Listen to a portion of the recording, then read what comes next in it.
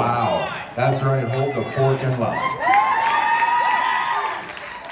The music guys are going to have to learn. I got to keep doing this. When you play Thunderstruck, you blow the speakers out.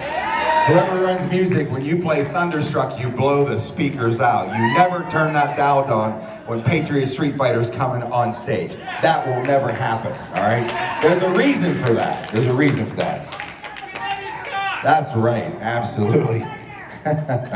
Call down the thunder. That's what the tour was when I began doing private events before we started the tour. And I gotta tell you something, folks. I talked to a lady out here earlier and she just was talking about how she's trying to describe the feeling of what it's like being in here today with your new family. And to watch the tears in her eyes is so magnificent because this is what you become to each other. This is your new family. So many people are losing friends, they're losing family members that are close to them now. We're hearing the story and I tell them, you're not losing any friends, you're gaining them. You're not losing a family, you're gaining the family. This is the family. You're offloading the bad energy, low frequency, dark energy, whatever it is, you've got to offload that, move into the circle that encompasses all of you, lassos you in. There's a purpose for this. It's pulling you inside this circle of light. That's what's happening. Some of us hold on to this and we try to keep it in our life. Let it go.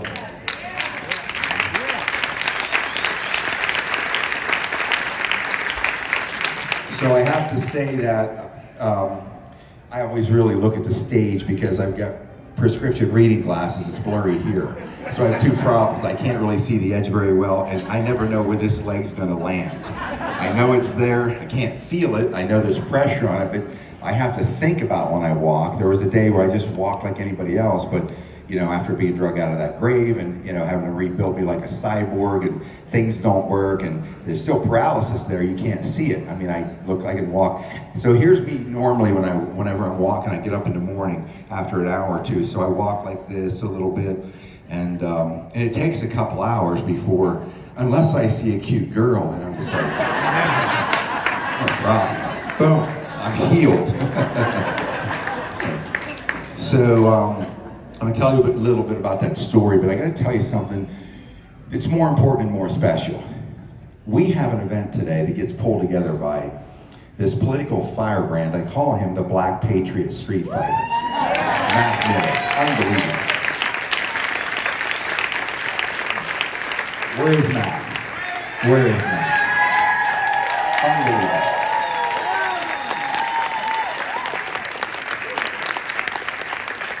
That's right. By the way, I should let you all know, the Patriot Streetfighter open bar is open, so just in case, whenever we're done here, we'll probably hang around out there, have a beer with you folks. We're going to do that. I'd like to do that for the hotel, let them know how special they are for making this event happen. Turn this thing around. So I have this phone conversation. My friend Jane Miller, she's one of my closest friends. I've known her for years. She says, you got to get a hold of Mac. I get a hold of Mac. She's like, dude, 2 or 3 days. Scott, did you get a hold of Mac? Did you call Mac? And I get 350 to 400 text messages a day, so things just don't happen fast for me anymore. Get a hold of Mac, we talk. I should probably tell my version of the story. But all I remember is he said, I said, do you think we can pull something together this quickly? It's done. Do you think that we have enough time? It's done. Do you think that it's done? We hadn't even done it yet. And then he called me and said, it's done. Told me his father passed away that day, and I said, well, Mac, if you need, he goes, forget it, it's done. And he got it done. And so we have Melissa Pellegrini shows up with a $2,500 check. Jane Mills, she shows up with a $1,500 check. These people walk in and say, here's money to make this thing happen. Somebody else throws in $500 and this is what's happening everywhere we go, right? And then what happens is that whatever miscommunication happened, Lee basically calls me up. She's always frantic, driving around, setting up stages, sound stages, rolling in flatbed trucks in cornfields and shit like that, putting up, and she's sweating like a prostitute in church out there, putting all this stuff up. And I pull up in the bus and I'm like, holy Mary, Mother of God, look at this. Don't worry, I'm gonna turn it into a meat locker so when you come in to get dressed, everything's good. But that's what she does. She's rolling in today. This place wasn't set up when I came in last night at like 1 o'clock. And she asked me, so how's it all going? I was like, it's done. And then she calls me up and says, hey, 100 theater style seats, right? I'm like, what? And then the chaos began. But what does she do? Here's what Lee Dundas does. Once again, she shows up here, gets into war mode, and she starts grabbing people, resources, all you people. This is why I wasn't worried. I couldn't do anything. I'm getting out of bed. I was trying to do a live stream at 2 a.m.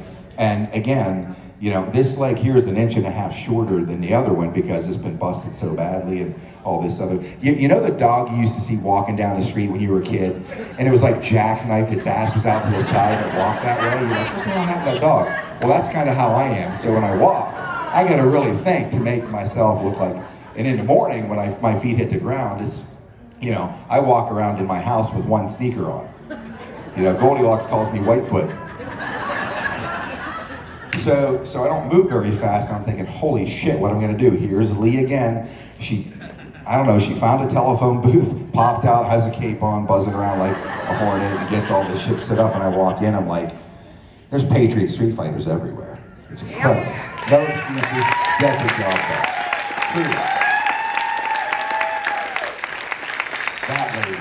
And she said to me very kind, she's so sweet and kind. I mean, I heard prior to me jumping on the tour, Lee Dundas is a bitch. I can't stop kissing her cheek. She's adorable. And I'm like, what the hell are these people talking about? Oh, that's why I went in my own direction. Now I remember. So I'm surrounded by incredible people. Quite honestly, all these people are well above my pay grade. I never dreamed I would be hanging around Sasha Stone, who's already given me leaps on my spiritual ascension. Unbelievable. You know, and we've got Dr. Sandra Rose Michael. This woman is protected by the military, has high-level med tech technologies for decades.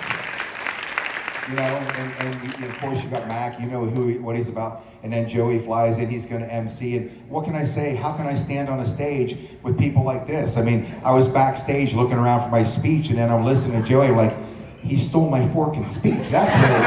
I was like, there it is. Right? It's great.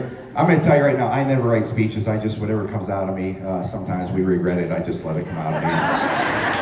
But I can tell you, what do you say about Joey? The guy's a fucking badass. He's a fucking badass. He's a fucking badass.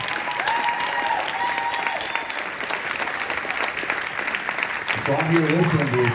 Yes. Yes, I normally deploy Patriot Streetfighter language so I don't get kicked off of Revolution Radio. And that all started because one day I looked into a camera and I was talking about these shills or whoever was saying whatever. I was like, you know what? Go fork yourself. And it came out, go fork yourself, went global. Hold the fork. And this was the day on Inauguration Day when it actually happened. People went nuts and they're attacking me. And I've always said, I don't know what's going to happen. It's the greatest show on earth. I'm just watching. I don't land on dates. I don't land on timelines. I just know the cabal's going to get their forking asses kicked. They're going down. They're going down.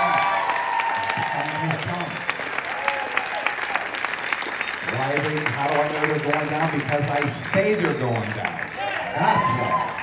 That's why. We manifest this throughout the universe. But that day when we had the inauguration and everybody started piling on top of me, I'm getting hammered. I'm like, what the hell are they talking about? I never said the inauguration wasn't going to happen. And that's when I said, you know, fork this. I got 4 hours before the live stream. I'm getting in here now, lit the camera up, and I'm doing, you know, so when I go. I don't even know what's gonna happen. And I'm like, hold the fucking line. I reach down, I grab my AR. So we got 200 million of these. Hold the fucking line. Go. All these little mini iconic moments that I don't see coming, like the live stream that went nuclear last November. Now, you know, I've been doing this kind of stuff for 30 years. And down these rabbit holes and all the things that, you know, nobody really wants to talk about. And that's what I did with my life and my time. You know, I was tracking for elective politics. I lost my naval aviation contract when Dick Cheney was DefSec under Bush 1, and I was a top tier candidate. They were scaling back the Reagan build up under Bush 1. I became a casualty, my world blew up, and I'm like, okay, I'm gonna get on the Senate Armed Services Committee one day because I could help America that way. And the reason I wanted to be on the Senate Armed Services Committee was because, as a chairman, because I could at least get a cat shot off a carrier in an F-18. I could get that done. So that's one of the reasons why, but I wanted to go and do what Donald Trump did. I've been saying this for years. I want to pull the curtain back to show America. This is back in 2006 when I walked away after 16 years, because I realized this machine is corrupt. And I could not, I'm that guy that cannot be bought. I've never had a price tag. When I've been flat on my back, homeless, crippled, penniless, I never had a price tag. I never took a good disability check. Nobody can buy me. There's no amount of money people can buy me. It's always been that way. It's always been that way with me. Because the guy said to me years ago, when I asked him a question, he was a mentor of mine, he said, Scott, you just ask yourself a question. Do you do what's best or do you do what's right? Do you do what's best or do you do what's right? What would have been best for me in many instances in my life when I was getting my ass kicked, startup companies going down, all these things happening, was doing what was best. That would have been great for me. But I've ridden companies to the bottom of the ocean trying to save them while my partners are getting off safely, trying to save them. Right thing to do. And that always leads to things down the road where I get opportunities for business for the last 10 years that never stopped coming, because that's what they saw. A fighter who will not quit. So you have a Joey Gilbert who absolutely will not quit. You're going down the battlefield, you're going to win. That's how we're doing it.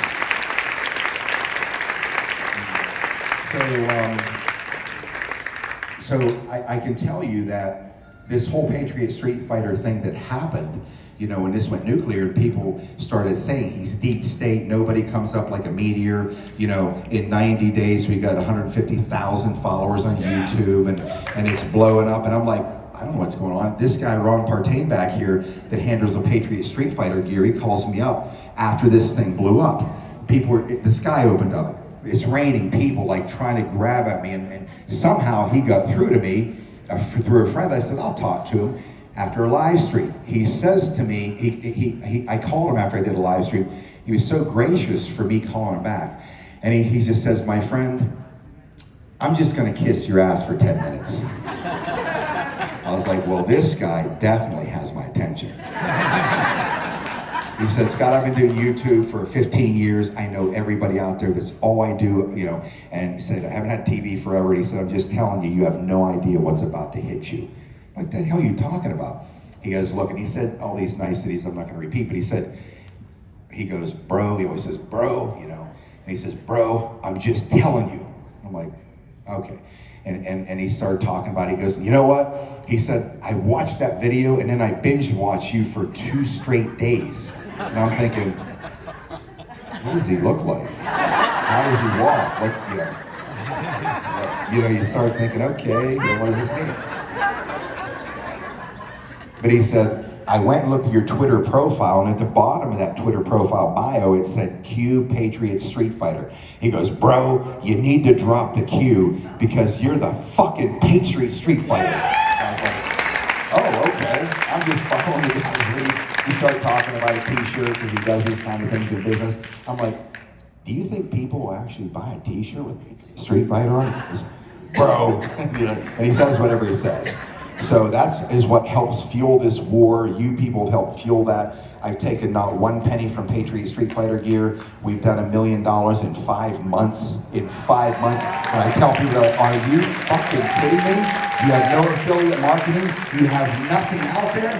That's organic. That's all you. That and not 1 penny that's gone in my pocket. Save the kids. Critically important. That shirt right there. Michael Hilden right there. That is volunteer. Follows the tour, wearing the shirt.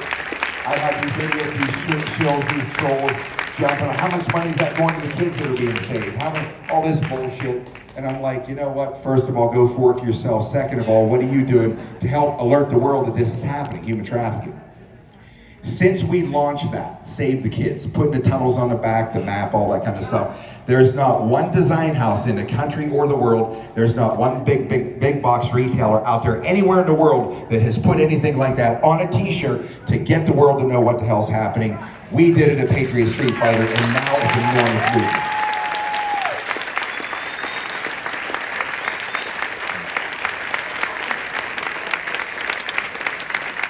And that's all because of you. That's where the game is played. And what happened over these years when I walked away in 2006, and I realized the machine was corrupt. A guy offered me a massive campaign war chest to move from Encino to California because they felt I could take that seat. He said, Scott, look, I've seen you everywhere. You need no notes, no note cards. You can speak on anything for hours. You're better than a candidate, because I was managing the state assembly race. He said, if you move over here, he said, I guarantee you, he said whatever millions, I don't remember, but he said, you can win that seat. And I said to him, I said, I'm really flattered by that. I said, but I'm just not interested. He said, what the hell do you mean you're not interested? Everybody knows you're working your way to Washington. I said, yeah, but on my terms. He said, what are your terms? I said, my terms are, until I create enough wealth so no man owns me, I'll never set foot in that beltway, because I'm gonna pull the curtain back. They're gonna run my ass out of this so fast. I need to have something worthy to go back to, because once you get inside that beltway, you're treated like a rock star. Everybody's kissing your ass. You have a staff. You have a government. You have a car to go to the best Georgetown restaurants every single night. You're forking over the people. You will not give that up for anything. I don't care how principled you are. These people will not give that up for anything. That's why I call them scumbags. They're supposed to help and serve you, and they don't. They know what they're doing. So he thought that was an honorable response, and then I realized 911 was an inside job, completely out, no sick, sit in the sidelines until one day I see this guy coming down the escalator, a billionaire, stop, looked at it. Yeah, exactly. That guy is the original Patriot Streetfighter, Donald Trump. The original Patriot Streetfighter is Donald Trump. Donald fucking Trump.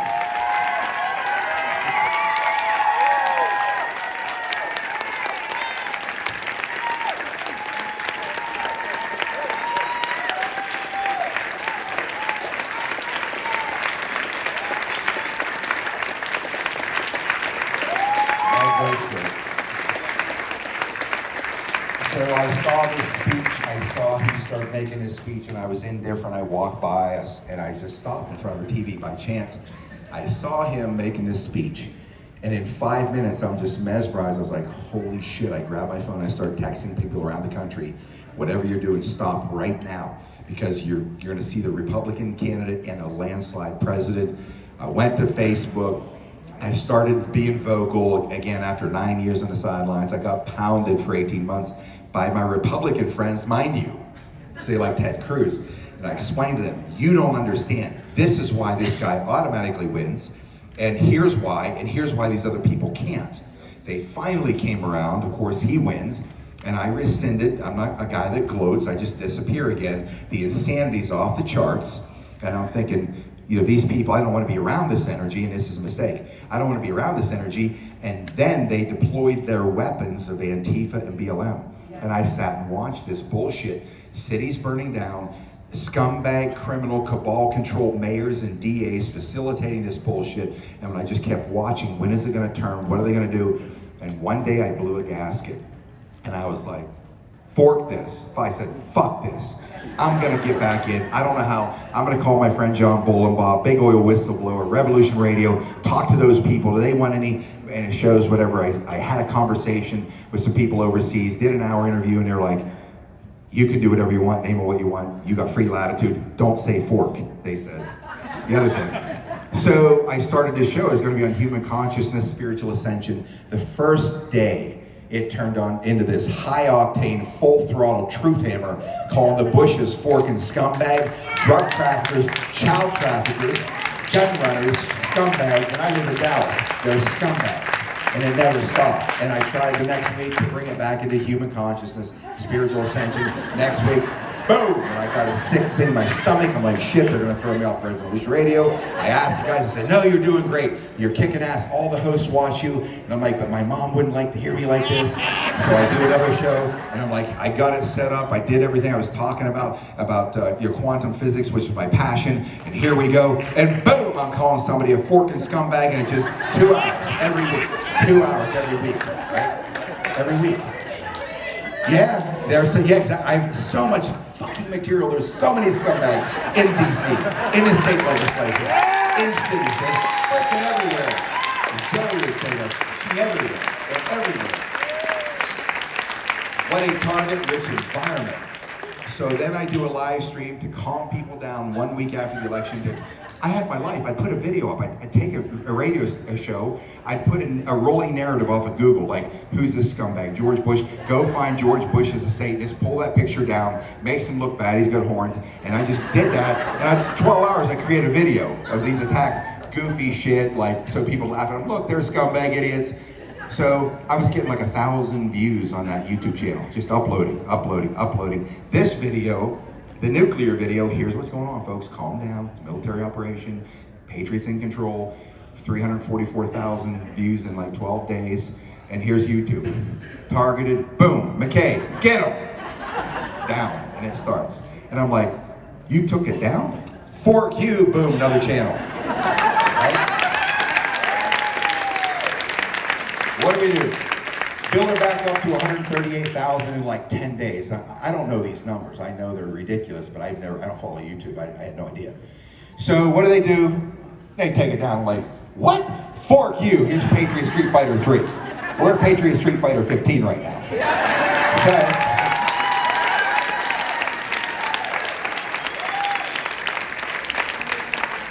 I always have backup channels, and this is what pisses them off.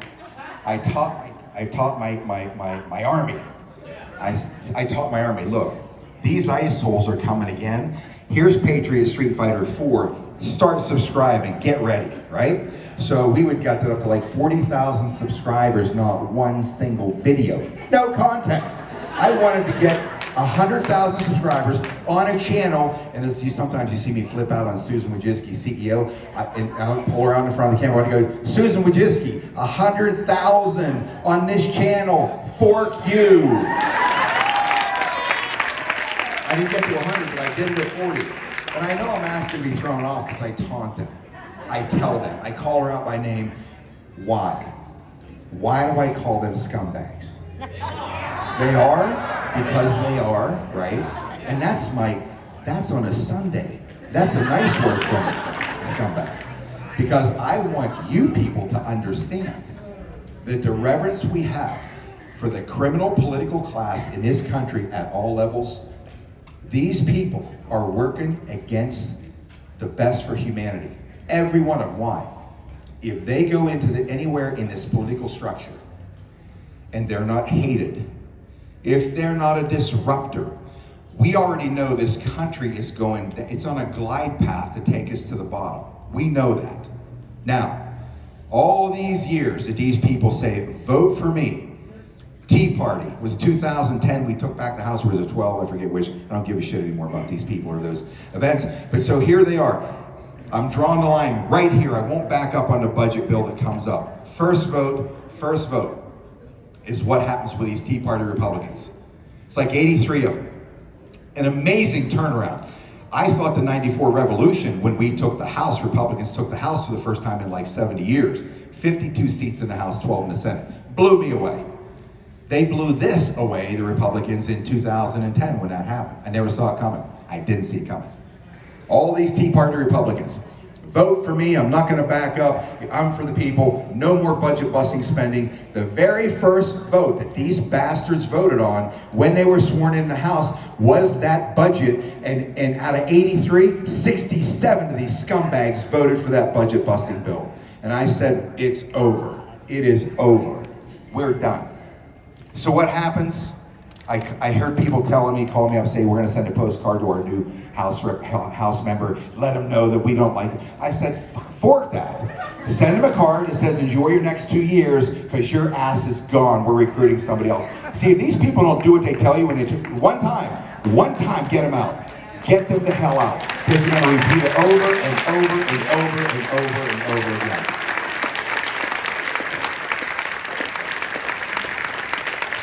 And it's not going to stop. They're going to keep sticking you in the liver with a knife or a screwdriver, whatever they can grab, whenever they have the chance.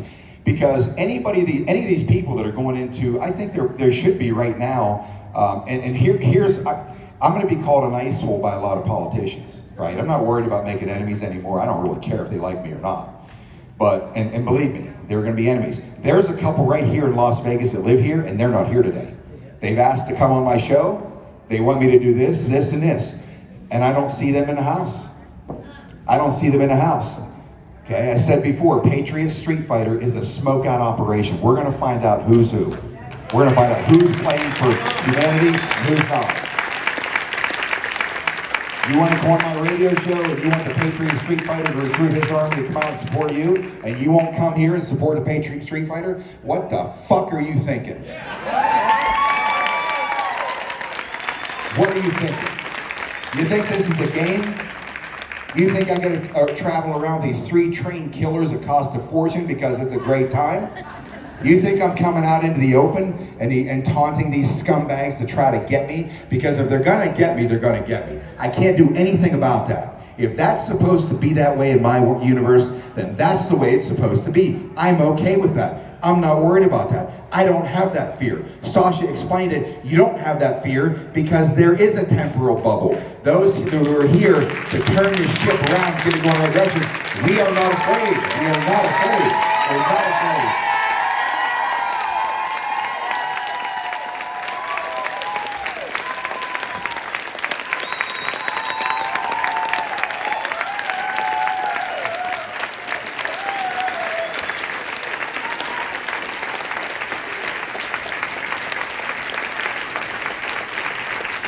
No, you said you're not afraid either. Did I say this before? That's right, hell no. And the reason, right, exactly, that's the point, God's with us.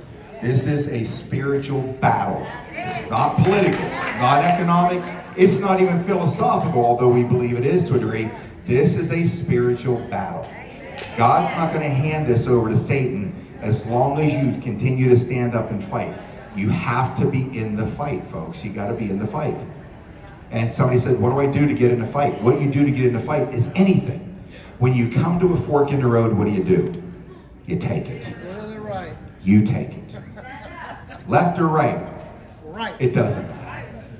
It doesn't matter. Move. Go to a school board meeting. Had a lady in North Platte said, yeah, she said, Scott, real shy. She said, I just want you, and I get this from everybody, hundreds, thousands of emails. I'm a Patriot Streetfighter and I'm in the fight. That to me is the most heartwarming thing. That's why I stay up till 2 and 3 reading all these letters and cards. I'm exhausted. My eyes are. My heart isn't. My brain isn't. My body isn't, but my eyes are always exhausted. But I stay up because I have to read this stuff. I have to, it feeds my soul. Because I'm telling you, this war of influence, we're winning it. I see it every day. It's incredible. All over the world. I'm from Croatia, I'm a Patriot Streetfighter. I'm from Slovakia, I'm a Patriot Streetfighter. I'm from New Zealand, I'm a Patriot Streetfighter. I'm from China, I'm a Patriot Streetfighter. I'm from Canada, I go to 40 countries I can show you. But you know why? Because I'm telling them, here's what we're gonna do. Hang on, folks over there, the cavalry's coming. We're gonna kick the shit out of the scumbag class here. We're gonna bury them, put them in a box on the ground. We're gonna put our people in who are gonna serve us. Then we're going to come for you. Hold the line. Just hold the line. We are gonna come for you.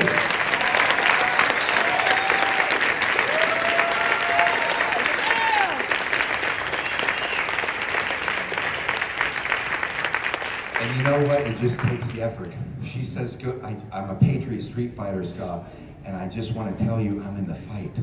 I went to a school board meeting. I didn't say anything, but I went. And I was like, I said, are you shitting me? I put my hand up. She goes like this, did a high five. I think I dislocated her shoulder. But she was fired up. She's like, and I was like, that's what I'm talking about. Before she said that, she said, I'm gonna go to the next one and I'm taking a friend, my friend's coming. That's when I said it. And I said, that's getting in the fight. And I said, that's what the fight is. Why?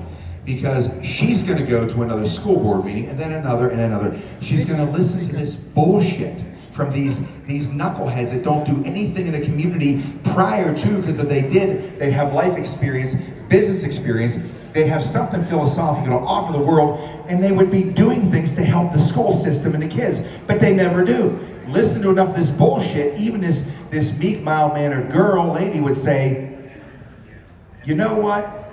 I've been listening to this for the last, 4 months, and whatever she says, and when she says it, there's gonna be 5 or 8 people who say, yeah, hell yeah, what she said. What happens? The energy starts, right? The energy starts. Then you have Vail, Arizona, where eventually it's hundreds of people show up.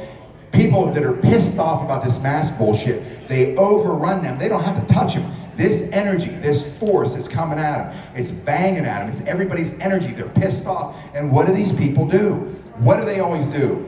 They run. They're cowards. They didn't just run. These scumbags said, I resign. I'm out of here. And they ran home. What are these people? See, my leg doesn't do very well, so I can't.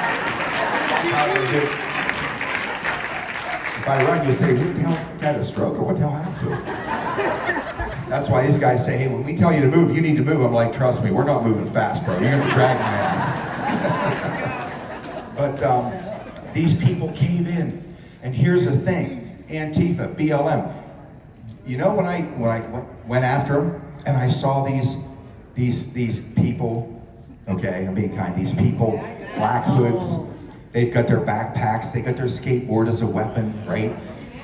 And I'm looking at the size of them. Now look, I was the ultimate 98-pound weakling. I can say these things. I was that guy when I was a kid. But I look at these skinny, meek little POSs and I'm like, look at these guys. And it's one of those nights, and the camera, or as on the radio, it's like, look at these people. These are freaking milquetoast pussies wearing their sister's skinny jeans.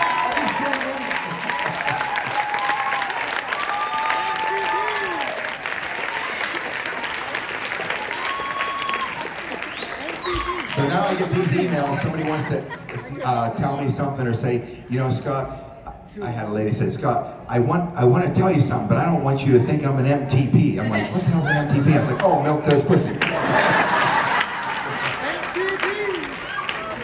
But and you say, now, in the past, when I was fighting this battle, here's how it is.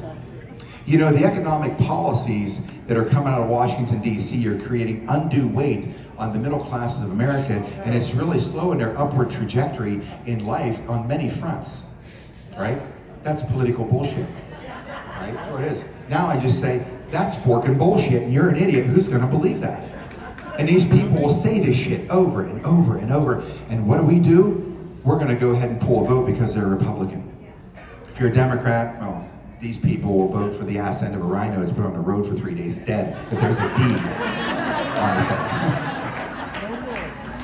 That's what they do. So here's what we do. If it's a Republican, good enough. That's our problem. If it's a Republican, good enough. It isn't good enough. They forked us for generations.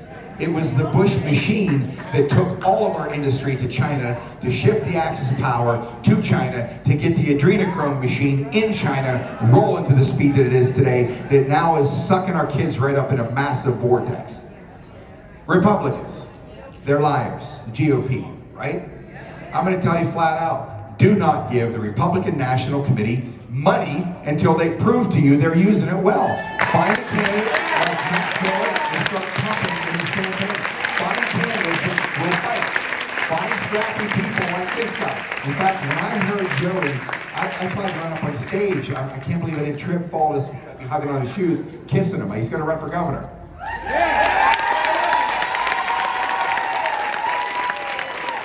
That's the kind of badasses we need in politics. So all I can say to Governor Sisolak,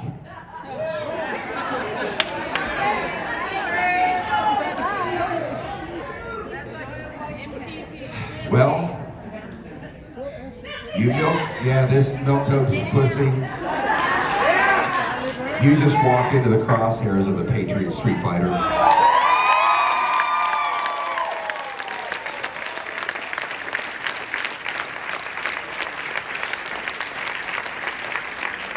These are the guys, people like Mac and Joey Gilbert, These are the guys you want to send into that lion's den. I don't want to lose him from the legal profession. I don't want to lose him. I heard him in Tulsa. I was outside the whole weekend. I was with the people. I saw 2 people speak, and that was I heard 4. I saw 2. I saw Lynn Wood and I saw Mike Adams. That's it. The 2 that I heard that were raining down the rods of God were the female Patriot Streetfighter, Lee Douglas.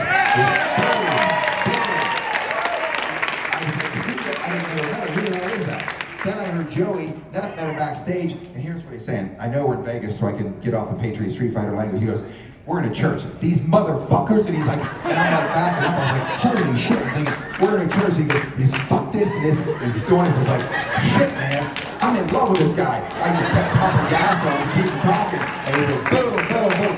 So now when I hear him, I'm like, these sorry bastards, when he announces, imagine what's going to happen with all of us when we start pumping the Patriot Streetfighter army into this messaging system. We're going to crush this guy. We're going to crush this guy. So anyways, I'm going to do this long speech and say hello to you guys before we take off, but I will tell you this. Even though the landscape and the terrain looks like sometimes it can't be navigated or easily, all I can tell you is this.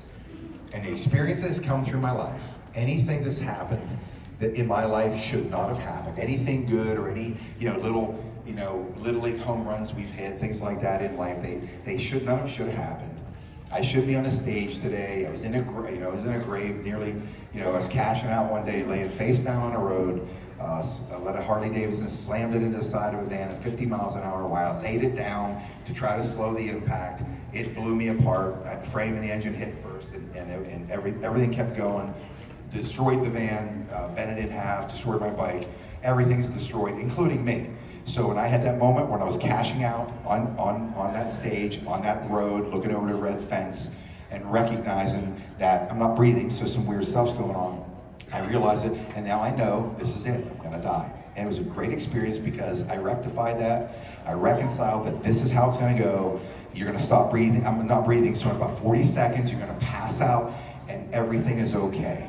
Everything is A-okay. Laid my head down the road, and then you fade to black, right? And what is that like? You just feel this strangeness over your body. The next thing I heard this horrible sound, and I describe it as if it sounded like somebody was stabbing a walrus to death, whatever that might sound like. It was horrible, right? And so, and my consciousness was like, and it's kind of interesting, your brain goes 1 billion miles an hour, and there was some humor in it with me, because I'm like, thinking, what the hell is that? Where's the white light? What the hell's that noise? Well, I guess my lungs were banging, trying to kick on again. They did it, I guess, just at the last second or whatever, and they kicked on. And so now, as my body's fighting and my back is arching up, I'm flat on the road, I can't move. My body was bent in grotesque ways that the body can't go, as I was told. That's why my neighbor knew, she saw it, she said, I knew that guy, whoever it was in leathers, didn't know it was me. I knew he was dead. He was face down, and his body was bent in directions the body just can't go. So I come back in, and I fade back in, like, and then I'm trying, it takes time to regain that conscious thought, and then it was humorous. I'm like, wait a minute, I'm still alive. I'm like, wait a minute, this is bullshit. I was like set up, I was ready, I was good. What? That's the humorous thing I remember about that. Anyways, chaos ensued. This is how our creator works. Right where I crashed is here, right there is the top professor at Columbia University Medical School and staff at Presbyterian Manhattan. He's home that day. Comes out, I hear this chaos, I'm conscious, I never hit my head. So I'm bleeding out, my foot was nearly fully severed. This was the ankle bone split in two, shot out the back of my foot. Lucky my boot was on and stayed in. Nearly fully, my foot rotated this way. This part nearly severed my whole foot. I broke my femur in 7 pieces. My pelvis was blown off my spine. That's why I got big screws going in to hold it there. I had an open book fracture that the doctors told my former wife that I could give birth to a 30-pound baby. I wanted to think, what does that feel like a 12 or 10-pound baby? And I'm like, because I only know 30 pounds. It sucks. So I have So all this massive damage, internal, every single thing in my body, all the soft tissue, organs, everything, 50 miles an hour to 0. right? And so even my voice box was damaged greatly because I talked like this for the first 4 months. Sweetheart, could you get me a cup of water? It was funny to say. Yeah, I was like, I sound like a milk-toast pussy.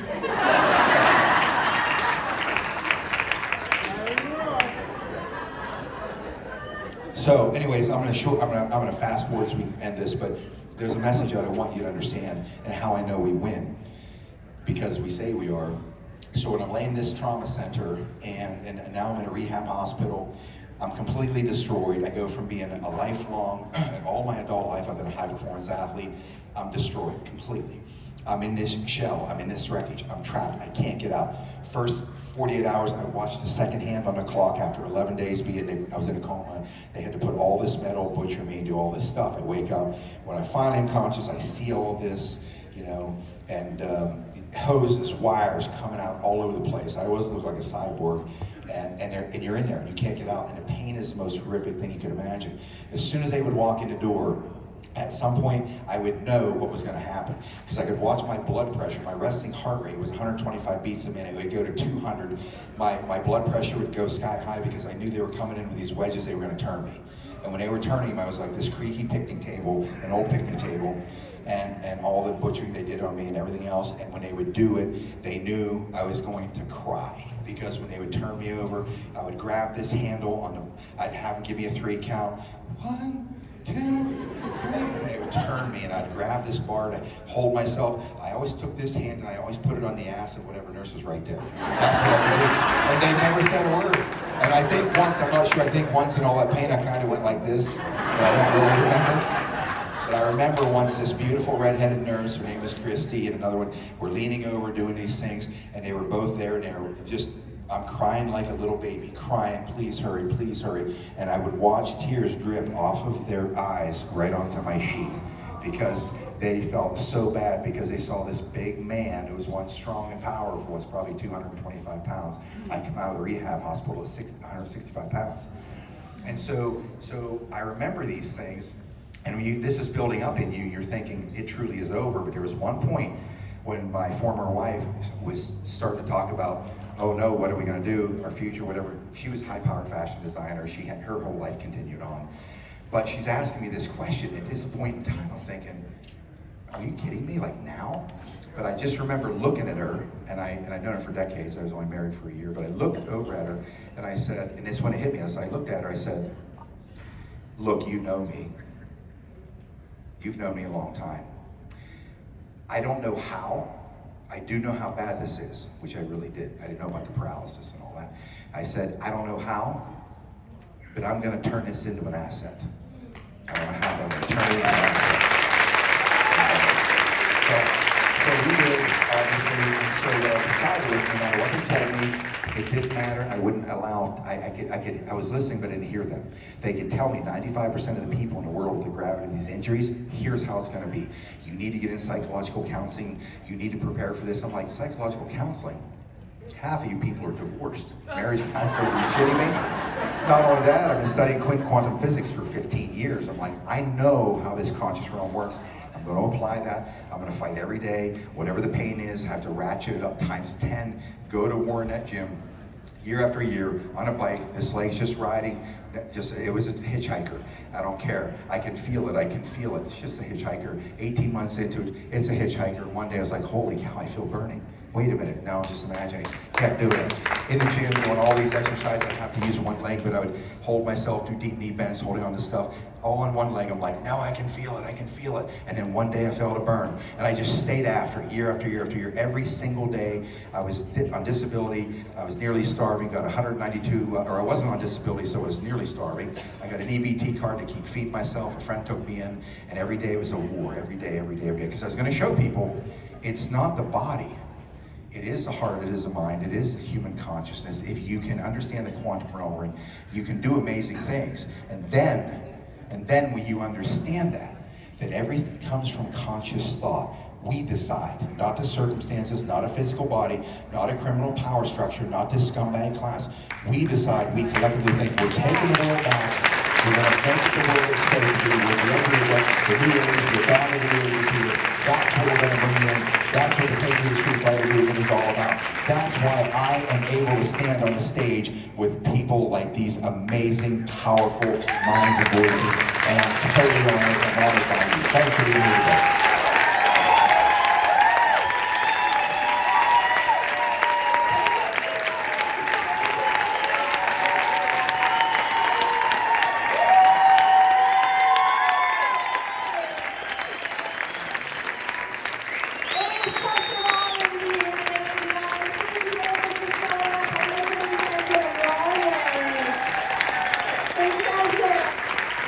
Thanks, folks. Much love.